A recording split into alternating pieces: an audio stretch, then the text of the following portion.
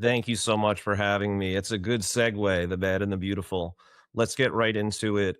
So, when it comes to machine learning, often we think that we could just throw LLMs at our problem. But there's one challenge with that, especially when you have a new data set and it's enormous, and maybe it doesn't fit in your context window. So, in machine learning, there's one question you can't answer with a prediction: what's in here? What's in the data? So for this demonstration, I used films. I did different data sets between 5,000 to 100,000. And clustering answers the questions that no one's asked yet. It's to help you figure out what questions you should ask about your data. In my day job, I work on finding structure and customer experience. Hundreds of clients have handed us tons of text, tons of unstructured data from support tickets, conversations, reviews, survey responses. They don't have labels, and often the first question is, what's in here?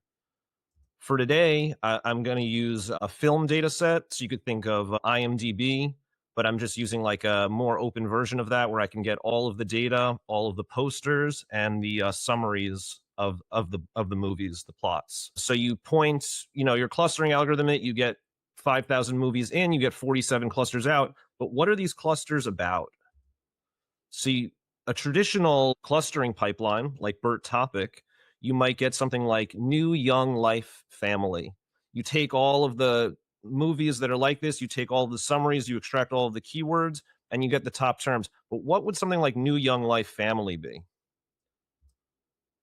You can add a small representation layer. So you add an LLM to look at some of the examples in your sample, and you can get an amazing label. So it becomes coming of age drama. So just adding an LLM as the representation layer, not re-envisioning all of clustering. Clustering has been evolving over many years now. Topic modeling has existed for decades. Unsupervised learning techniques continues to improve. Clustering is a proven pipeline. The thing that LLMs help a lot with is adding that little sprinkle on top to give you a great representation layers for you to understand your clusters. So clustering, it's not a button, right? I think people often say like, oh, let's just run this through clustering. It's a pipeline where every single step you make decisions and those affect you downstream. This is a simplified version. So for example, if you're looking at unstructured text, it could be any kind of input. You're going to do some sort of encoding, some sort of sentence representation. You can do something like sentence transformers. You often get a certain number of dimensions. You have to do dimensionality reduction. Then you use a clustering algorithm, and then you use representation, where LLMs come in and really can help you. So we're going to walk through all of this. So welcome to the art of clustering, the good, the bad, and the beautiful. I'm Seth Levine. I was lead machine learning scientist at Loris. We did conversation intelligence on top of conversations between customers and companies. And now I'm going to be director of AI innovation at Content Square. So the thing with clustering is that when you run it, the outputs are probabilistic. You're not always going to get the same answers. So what does that mean? If you can run something twice with the same inputs, but you're going to get different answers, it means in a way that clustering, we often say that it's discovering the underlying structure, but in a way you're creating it. You're creating a lens of how you're going to look at your data. So this is the pipeline, and I'm going to go through the good, the bad, and the beautiful of each of these. So every step is a decision about what structure you're allowing yourself to see, and every step of the way you're making decisions that are affecting things downstream. So just to go over this again, the data that's used is a range between 5,000 and 100,000 movies from a TMDB. You can access their data through an API, and you can pull images for the posters, and you can get summaries. One call out that's really important is like the data that you're putting in is extremely important. You can often use unsupervised learning and clustering algorithms to find out where some of the real noise is and where you want to take out some of the noisy data. But if you have a very good data set, it's really important to have a high quality data set before you do some clustering. You can often do an iterative approach where first you might run some sort of clustering algorithm to find out where your noise is, and you can remove some of that noise. And then the beautiful, the reason why it's the art of clustering is because this really is an art form. You have to understand how things are interacting with each other and how that affects all, the outputs downstream.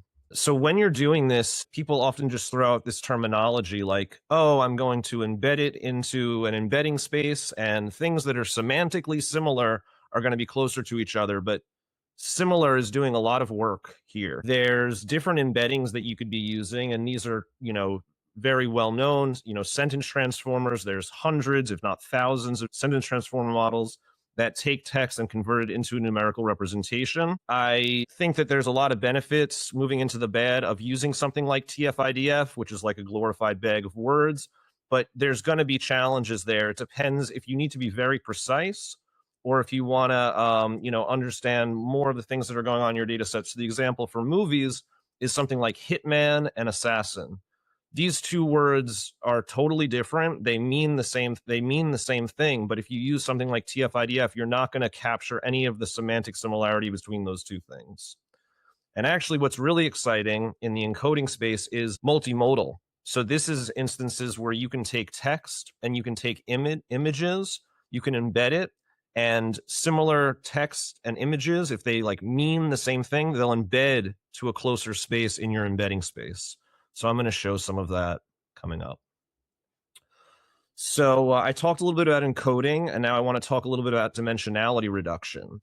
So dimensionality reduction is used because for text, often you're going to get a huge number of dimensions, 256, 1024, just a list of numbers, and you have to bring it down into a space that you can run your clustering algorithm on. So there's two knobs that are really important to look at, especially with UMAP. UMAP is an incredible dimensionality reduction by Leland McInnes. So the two ones that I'm calling out here are number of neighbors on the left. So this is trying to capture local, how data points are connected with each other. So you'll see when number of neighbors is small, you're going to get more dispersed. As number of neighbors increases, you're going to get more of the global structure. It's good to find a balance between this local and global structure. The algorithm that I'm using for clustering is HDBSCAN. I'm just going to make one call out. K-means is really great. It's been around for a long time, but one of the challenges with K-means is that you have to pick the number of clusters. In something like hierarchical density-based scanning HDBSCAN, you don't have to do something like that. So when I ran HDBSCAN on my 5,000 films, I got 47 natural clusters and 48% were noise. So I'm going to pause there. It's interesting. 48% are noise. Is that good or is that bad? Would you expect every movie to fit cleanly into a cluster? Well, you can change some of your parameters earlier on in your pipeline to affect the percentage of movies that get associated with a cluster. But I was actually okay with this, especially just for this exploratory analysis. This is just the idea that when you're running clustering and when you're setting parameters and you're looking at similar data points, changing some of your parameters in something like a K-means algorithm, you're going to get very different neighbors. So if you take a movie like Inception and you set K equal to 5, it's going to be close to Shawshank Redemption and Deadpool, which I'm not sure. I don't really associate those movies to be together. But when you change the parameters, you're going to get it to be associated with different movies. It'll be closer in the space. So basically, the story changes with a parameter change. So what's really the ground truth that you're getting? Is this more a science or is this more an art? So this is now using BERTopic. So now this is 100,000 movies going in, and I'm looking at topics over time. So if I look at martial arts and kung fu, you can actually see the spike in popularity of kung fu in the late 70s and early 80s.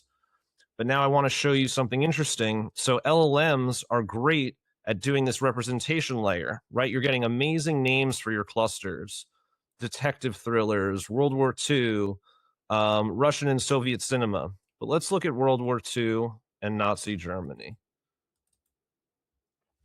So this is interesting. You see a spike in the 1940s. That makes a lot of sense. But how are we having World War II movies from the 1900s? So I decided to investigate this a little bit further.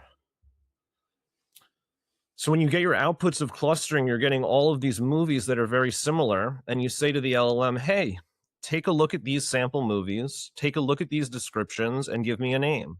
You can sample your cluster in different ways, but often you're going to take it from maybe a center point, and you're going to get things like Dunkirk, Schindler's List, Casablanca. That makes a lot of sense for that to be called a World War II movie. But when you look a little bit deeper, you start to see movies from the early 1900s. Red Cross Ambulance on Battlefield. I'm sure it's a great film. I'm sure it's war related. It can't possibly be a World War II. World War I hadn't even started yet. So there are challenges there. The LLM, it's a great example of seeing the errors that LLMs make. It doesn't have the full context. It doesn't know exactly what's going on.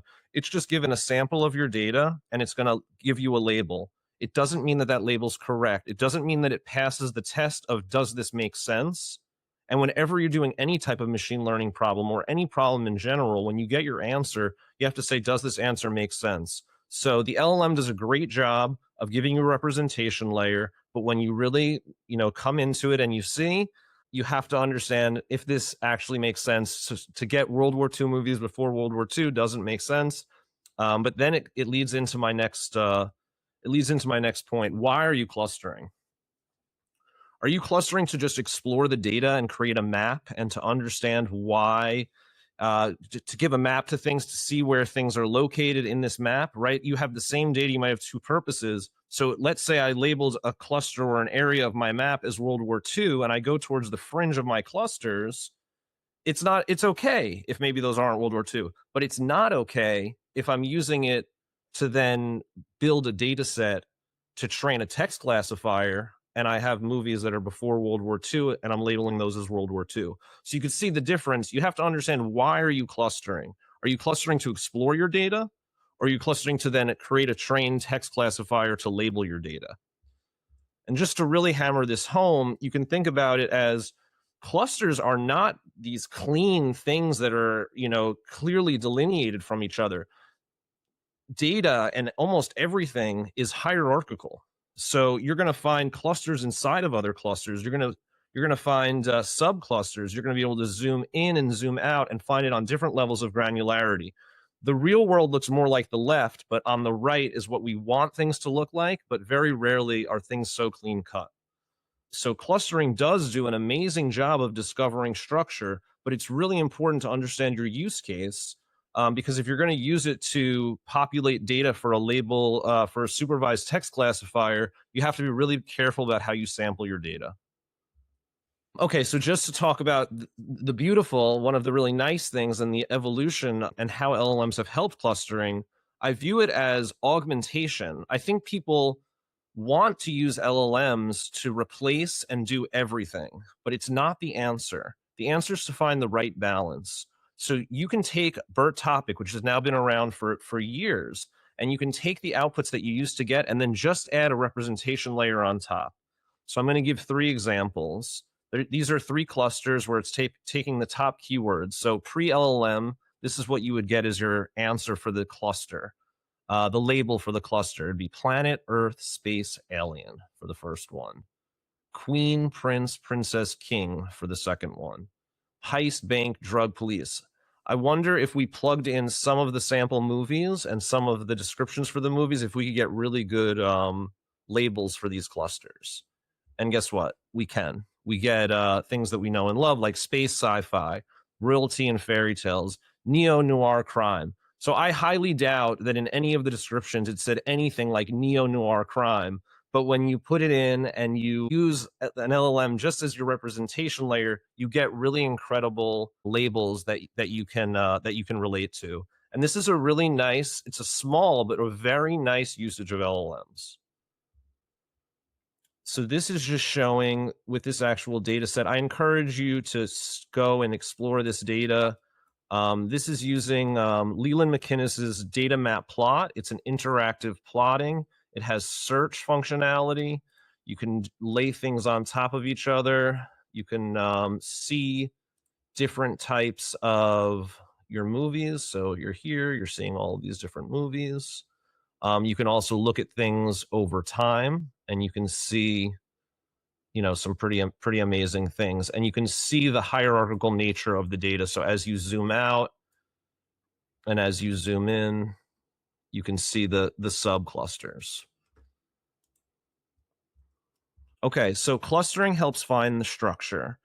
it can be an input into some system that trains a classifier, but you have to really think about how you're going to translate your clusters and your data into into the data set for a supervised classifier. So this is showing a sample of 2000 movies where you can see where it plots in UMAP. So this is taking the posters, this is running it through CLIP to create a numerical representation, and then these are the UMAP coordinates where you break it down into 2 dimensions, so just an X and a Y dimension, and then you can see all of these different movies. You can explore that on your own. This is using bokeh, so this is taking a sample of 1,000 films, and it has the ability to just kind of auto rotate, and then you can actually zoom in, so you can see some of your movies, and it's a really cool visualization to be able to explore a data set. So in this example, I'm just using movies, but you can imagine this with really anything. Cool. So to conclude, you're not necessarily discovering structure. You're actually designing a perspective. You're creating a lens when you're doing clustering. So some of the take-home messages. So clusters do not equal the truth. Often clusters just create a map for you to understand what questions you should even ask of your data. Instability and noise is often a signal. How much noise there is in your data set is very interesting.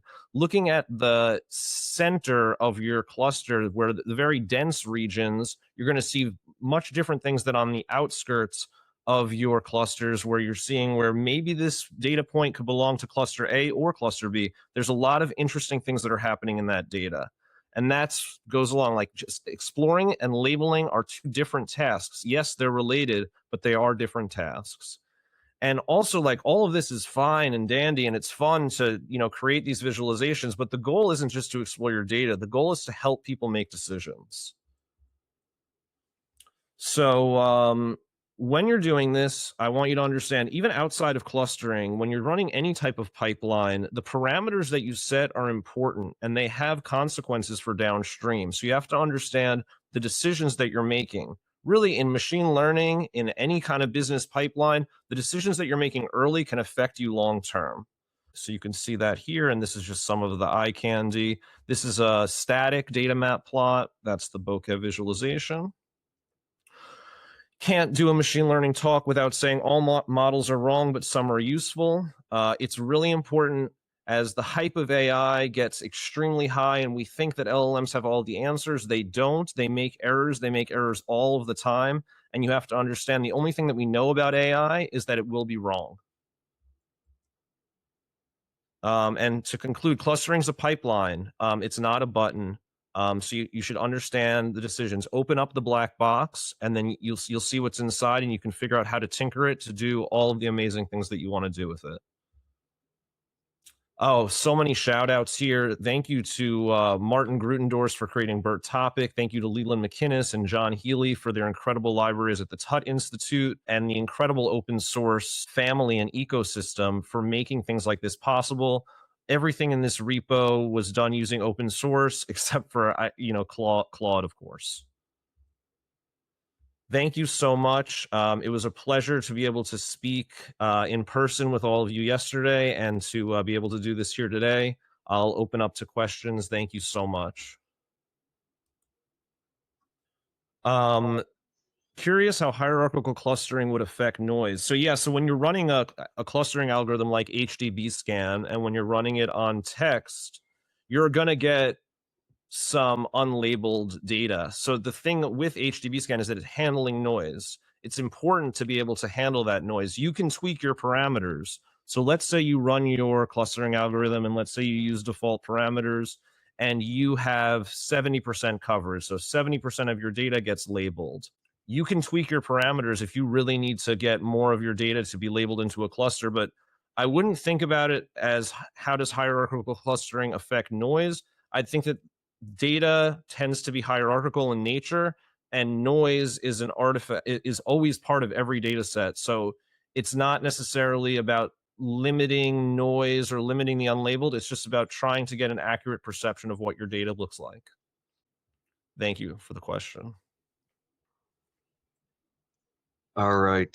People are also interested in some of the visualization tools you've used. Yeah, definitely. So the number one shout out and like the one that really transformed how I do clustering is Leland McInnes's DataMapPlot.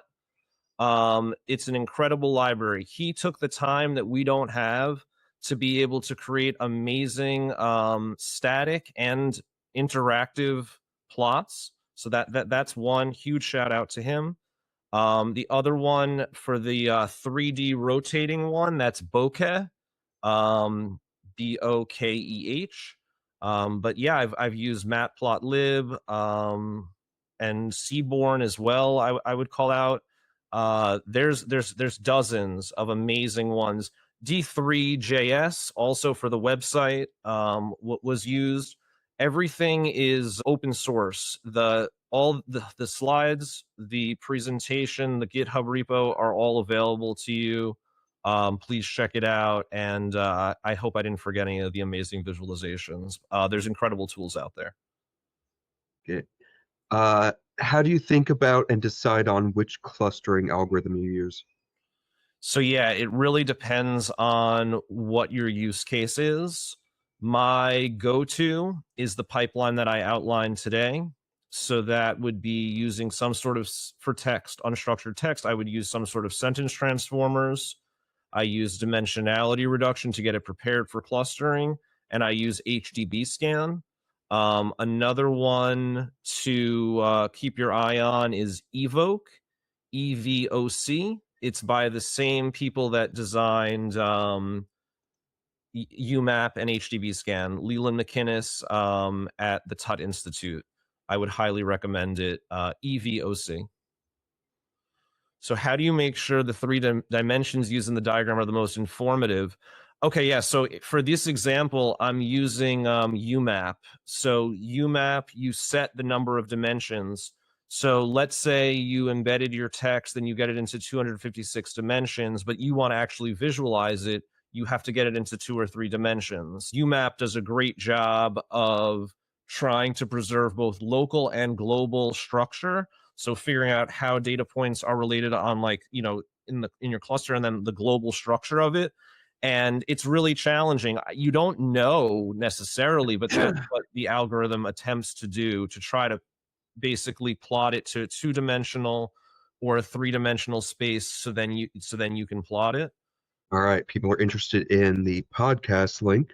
Oh yeah, cool. So you can find me on any podcast platform, on YouTube, Learning from Machine Learning. Yeah, at Learning from Machine Learning on YouTube, or type it into Spotify. Thank you. Great. And before we take a 5-minute break, could you post the GitHub link? Yeah, that will link to the companion website, and then it's a github.io, so you can find the associated GitHub repo for it. It's all open source. I've been building this for really just the last couple of weeks or so. It's the companion website, it's the repo, and then it has references to all of the libraries as well.